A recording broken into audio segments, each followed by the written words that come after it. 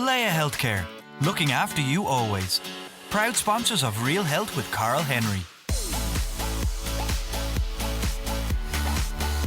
Hello, welcome to Real Health with me, Carl Henry, in association with Leia Healthcare. Folks, on this week's show, I'll be talking all about anxiety with counselling psychologist and anxiety expert Dr. Rachel Allan. In particular, we'll be discussing how we can help someone who has anxiety by becoming better listeners, supporting them when they try and make a change, and how to look after our own mental well-being in the process. Rachel's new book, How to Help Someone with Anxiety, looks at just that. It's a practical guide to help you be there for your loved one while giving you confidence as they navigate their journey. Dr. Rachel Allan, welcome to the show. How's it going? Good morning, Carl. Thank you very much for having me. It's great to be here. It's great to have you on. So first and foremost, where are you from? Where's that lovely accent from? Well, I live in Glasgow. I've lived in Glasgow, Scotland for nearly 19 years, but I'm originally from the Isle of Lewis, which is in the Outer Hebrides of Scotland. Amazing. Secretly on my bucket list of places I want to go, up the Isle of Skye, all that neck of the woods. I've never been there, so it's on my list of places to go. But however, let's get cracking. Tell us all about anxiety. First of all, I suppose, what is it?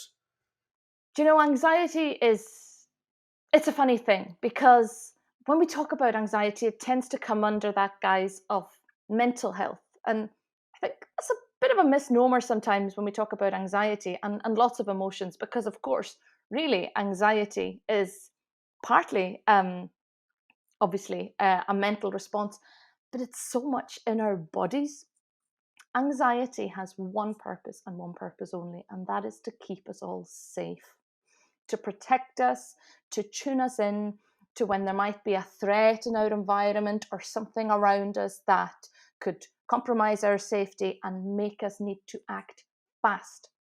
So anxiety is a physiological response. It's when the brain detects, oh, that's something in my environment that might threaten my well-being, might threaten my survival. I need to act fast. And then it is a physiological response, a very, very rapid one, that then prepares us to act in order to keep ourselves safe. So at the very base of it, that's anxiety. That's different, probably, to how most of us think about anxiety.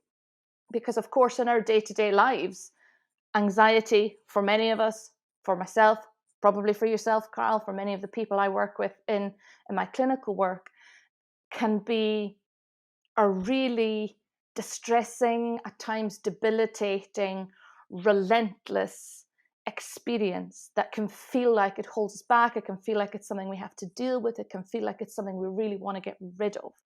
And that's usually when we think about how do we help ourselves with anxiety, how do we help someone else with anxiety, that tends to be the form that most people mean.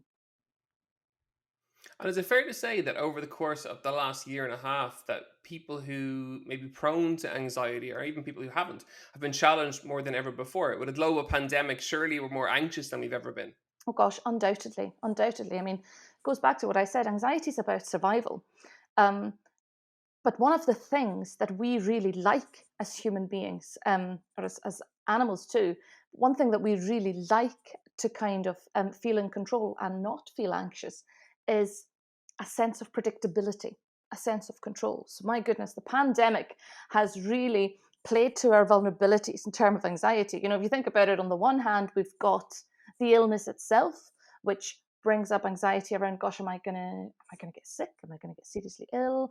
Am I gonna have, people I care about get seriously ill or pass away? Many people having to face the reality of that, the tragedy of that, and the awful scenarios that many people have had to face.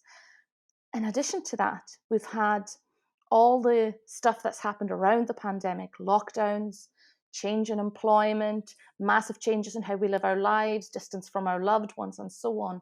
And with all that, of course, has come unpredictability and change, because we don't really know what's going to happen or how things are going to unfold. We're constantly waiting for news, for updates, and so on. So my goodness, you take those two factors and everything else around the pandemic and talk about the kind of perfect storm to supercharge any pre-existing anxiety, or, as I'm hearing a lot of, to tip someone who previously wouldn't have said they were a particularly anxious person into times of feeling really anxious and feeling that loss of control. And of course, there are different types of anxiety. Maybe let's chat through them and some tips for each different type, or how people can, to help them overcome it, to help them get over it. So in the book, I talk quite a bit about how it's not uncommon for us to kind of want to label our experience. And when it comes to mental health, there's a lot around that, isn't it? You know, we all use sort of terms quite colloquially to describe certain things that happen for us. You know, we might say, "Oh, I'm having a panic attack," or "Oh, that's my OCD," and we use those sort of in everyday language. And I think that's the real power of some of those terms, is that it can actually be a really useful kind of empowering shorthand to say, I have this kind of experience, or sometimes I feel a bit like that. And it can help us form connections with other people who might say, oh yeah, you know, I get a bit like that too. The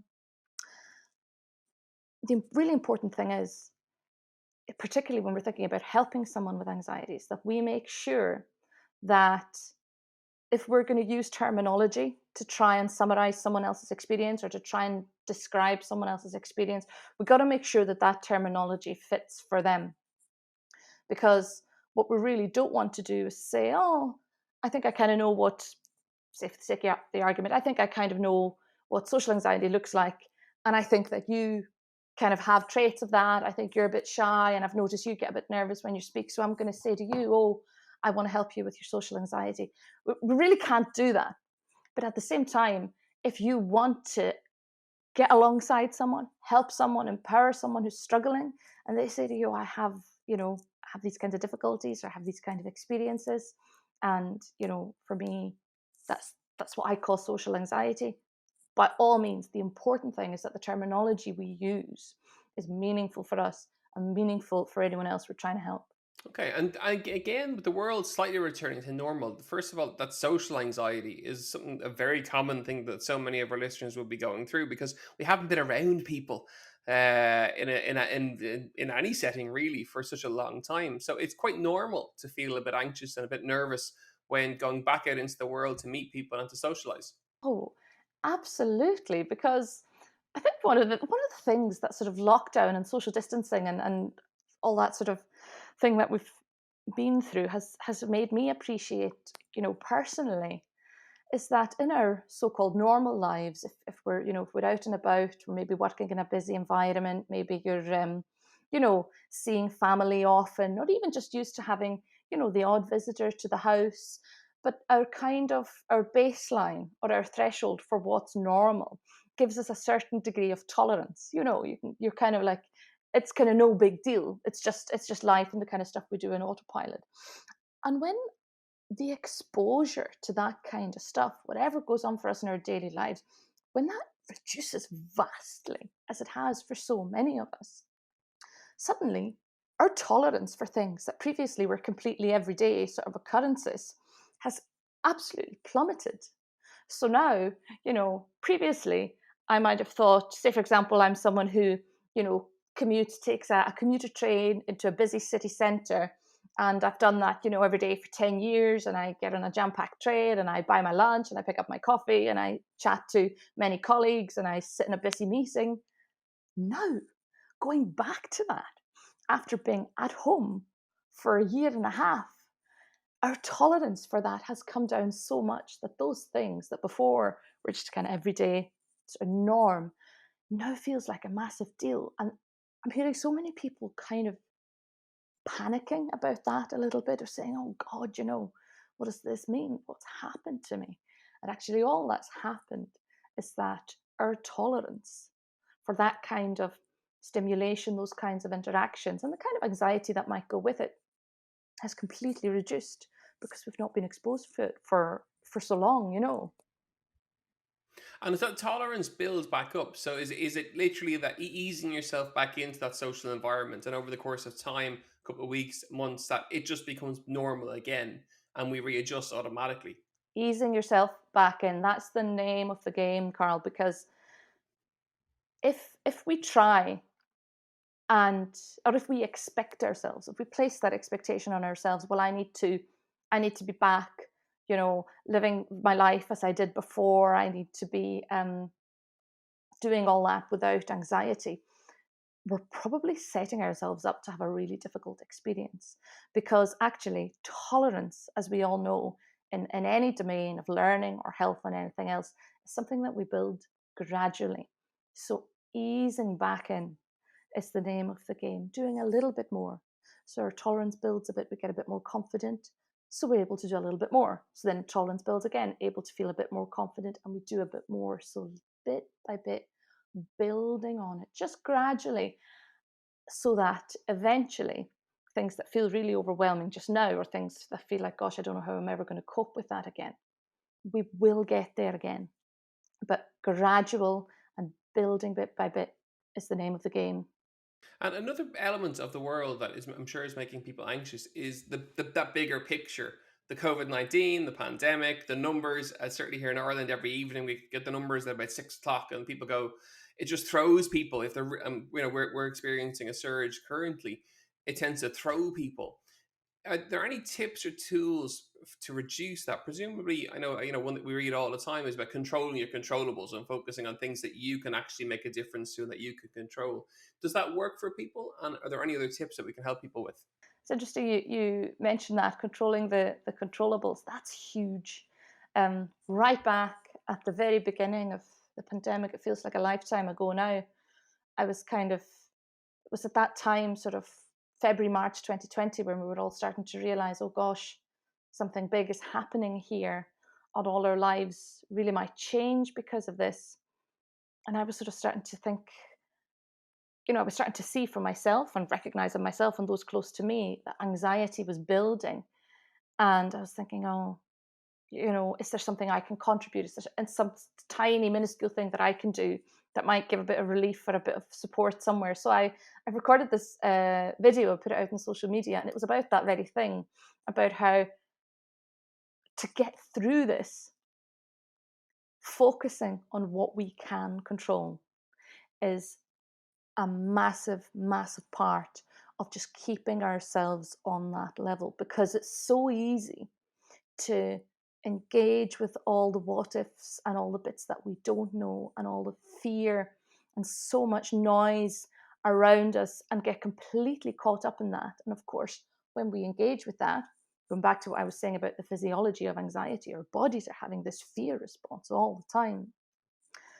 Whereas if we can consciously select to focus on what we can actually influence for ourselves, okay, that doesn't solve everything, but it might mean, certainly in terms of anxiety, that we're able to stop our anxiety completely escalating and snowballing to the point that we can't bring it back. So for me, I always ask that question. I ask myself that question all the time when my anxiety spirals and threatens to take myself over. I ask myself that question, okay, what element of this, if any, can I influence? Maybe I can't control it completely. Maybe I can influence something here.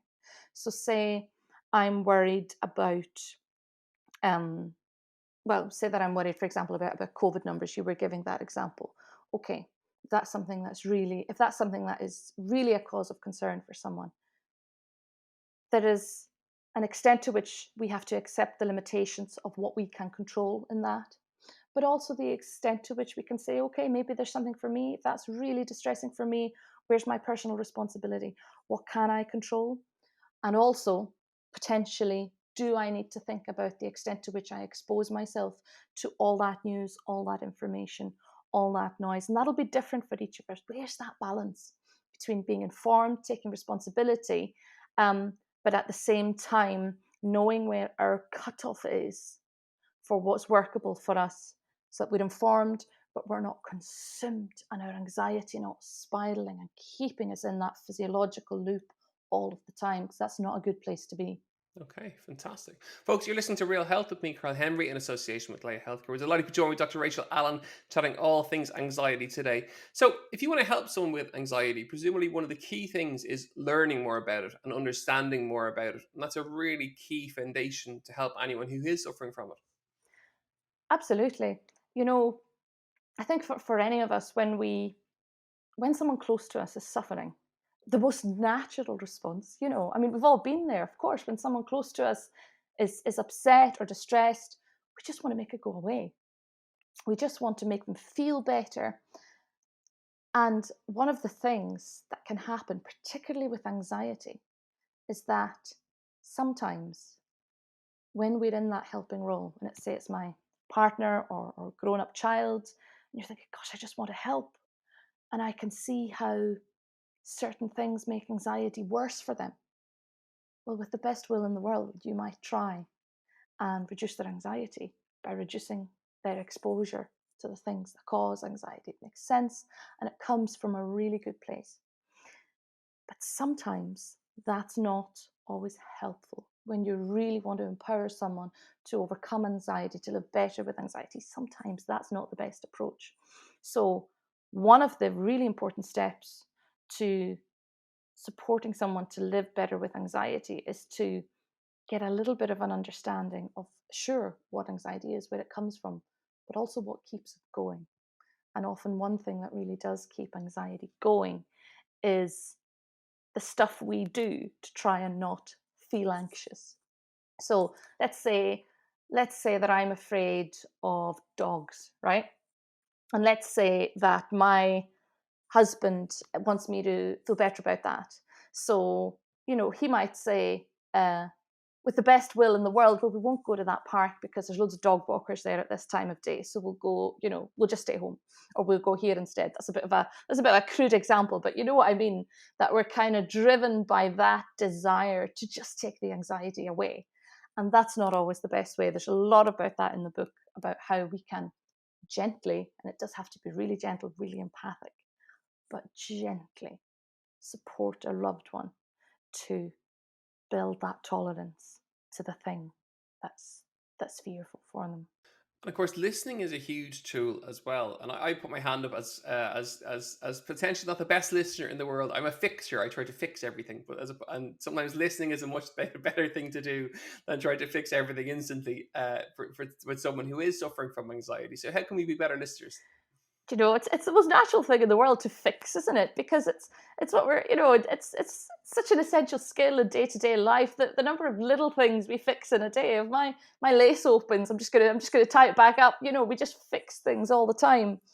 But that's not, you're right, it's not always the most helpful thing when we're talking about emotional stuff and those kinds of conversations. In the book, I call that a different kind of conversation, where really it's almost like shifting gear and really going into that listening stance. We don't listen. You're absolutely right. We don't listen. And there's such a difference between, that kind of half-hearted listening we all do when we're sort of on the phone and going, oh, yeah. I do that all the time. There's such a difference to that. And like really listening, not just to take in the information, not just to hear the content, but to actually allow yourself to connect emotionally with what the other person is saying. I think that's quite a gutsy thing to do in an everyday conversation. Say a friend maybe gets a bit upset or indicates to you that they've got something going on. I think that's quite a gutsy thing to sort of step into that place, because then you're making yourself vulnerable. You're opening yourself up and your own vulnerability to to to hear that and to really let it touch you, to let it move you. How do we do that? Well, the most important thing is time, is to pause, state the intention. I really want to hear about it. Tell me about it. I want to understand.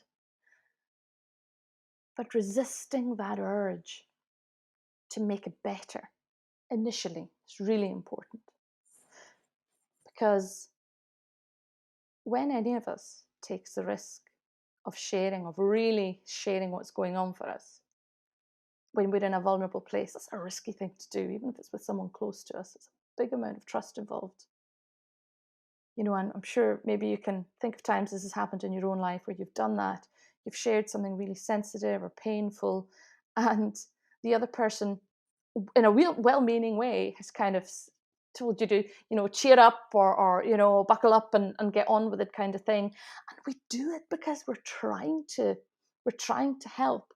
But if we are not able to stay in that mode of vulnerability and that mode of openness and really sharing emotion, there is a risk that we're going to invalidate the person who's choosing to share with us. So if we respond in that way, what that might mean is that we actually, instead of bringing them closer to us or nurturing the existing connection between us, we actually risk putting further distance between us at a time where they've chosen to trust us. So that bit of sitting with the uncomfortable, being okay with not being okay, man, that's difficult. I've been a therapist for 15 years and I still find that difficult sometimes. But it's really important for building that trust, creating that safe experience for the person who's sharing. So being a better listener is a huge tool, but also maybe asking some questions, Mhm. even if those questions might be upsetting from the person who you love, who you're trying to help. Sometimes it is important to ask those questions, even if they are tough ones. Definitely important to ask questions and important to be up for understanding. So if you're, say your loved one is saying, oh, I'm panicking or I'm freaking out or I can't cope. Okay, asking questions is a great way to help them open up, help them tell you, what does that mean? What's going on? What's that really like? What does that feel like in your body?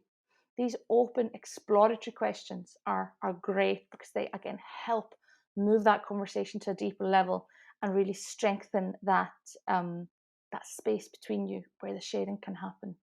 And something we read about a huge amount, especially over the last, I suppose, year and a half, is the importance of breathing and anxiety and the link between the two. And I'm always intrigued to ask experts about these kind of things. Is it something that helps? Is it a fad? Does it work? And what's your thought on it? Do you know,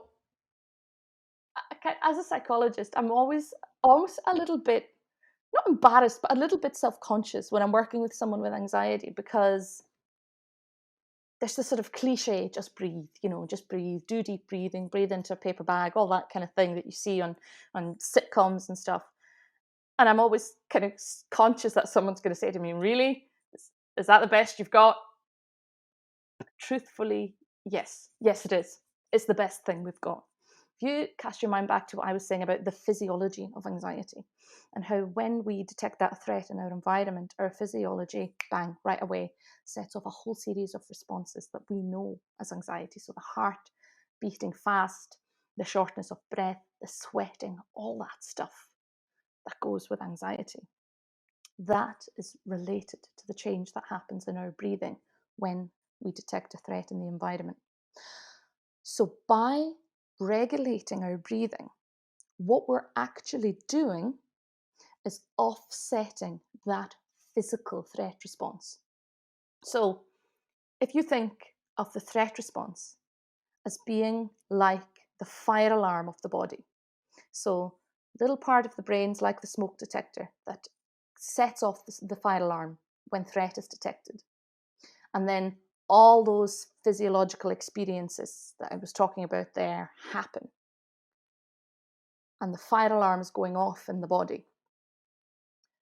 Doing breathing in a controlled way, properly inhaling in and exhaling out, regulates the body. It is the psychological and physiological equivalent of waving the dish towel in front of the smoke detector. It's the best thing we've got.